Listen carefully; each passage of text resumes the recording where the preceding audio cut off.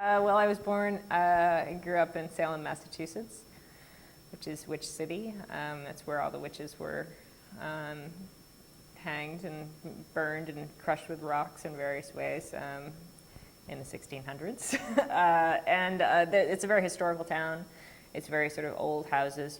Where you walk down the street and every house has a plaque on it saying built for tinsmith, John Smith in 1701 or something like that. So there's all these people living in these houses that have been around for a long time. So I think that's definitely sort of influenced me in sort of being interested in stories behind things and places and people. So you read something like that and you think about, wow, what was the same house has been here for so long, and all the different people who've lived here and all the different things that have happened. And every time we would try to plant a tree in the backyard, we'd dig up plates and china and pipes and all this sort of stuff that people would just be throwing out their back windows. So I think it's always sort of, I sort of credit it with giving me that kind of imagination or the idea of stories. My mother was a librarian.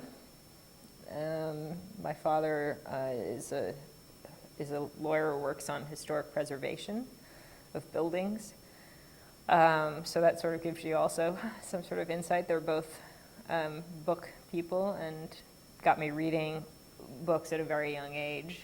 I remember my dad pushing Last of the Mohicans on me when I was like, 6 or something. He's like, you have to read this, So I'd like be reading these sort of heavier, my reading level was always far ahead of my classes.